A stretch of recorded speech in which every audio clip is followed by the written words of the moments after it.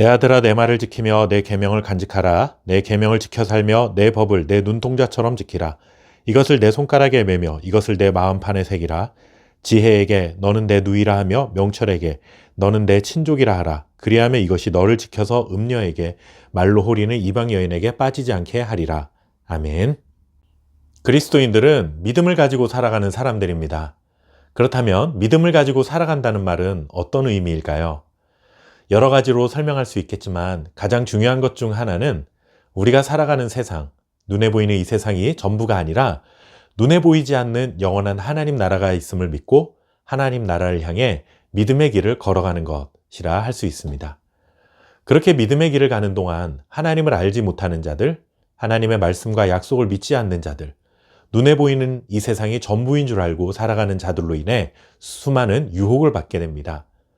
그렇다면 믿음의 길을 간다는 것은 세상의 유혹을 뿌리치고 하나님이 주신 약속을 굳게 믿고 믿음의 길에서 이탈하지 않는 것이다 할 수 있겠죠.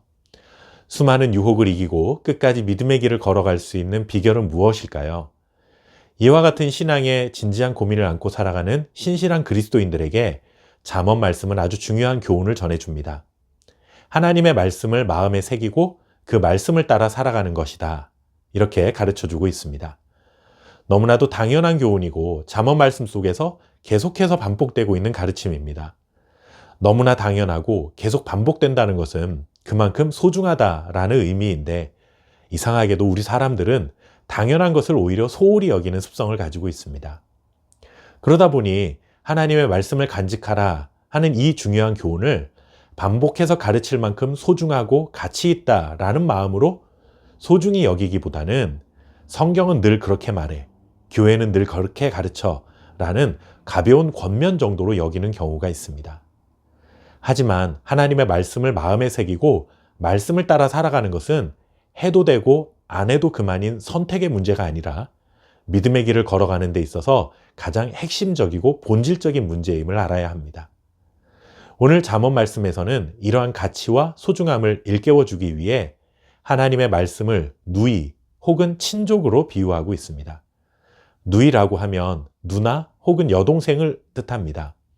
하지만 그런 의미만 있는 것이 아니라 나의 사랑하는 신부, 아내라는 뜻으로 사용되는 말이기도 합니다.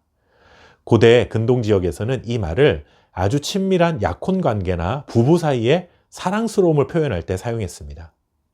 즉, 지혜이신 하나님의 말씀을 마치 사랑하는 아내, 신부처럼 뜨겁게 사랑해야 한다는 것을 강조하고 있는 것이죠. 부부관계에 있어서 사랑은 사랑하면 좋고 아니어도 괜찮아 라는 선택의 문제가 아니라 부부관계를 연결하고 유지시켜주는 가장 핵심이라고 할 수 있습니다. 마찬가지로 성도들이 하나님의 말씀을 대하는 태도에 있어서 그 정도의 뜨거운 사랑이 밑바탕이 되어야 한다는 것을 알려주고 있는 것이죠.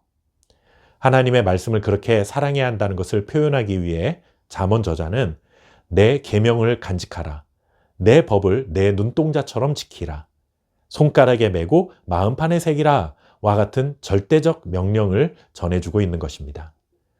믿음을 가지고 세상을 산다는 것은 생각처럼 쉬운 일이 아닙니다. 수많은 유혹과 시험이 우리를 공격합니다. 그 속에서 믿음을 지켜내는 것은 마음을 굳게 먹고 두 주먹 불끈 쥐고 화이팅 한다고 해서 되는 일이 아니죠.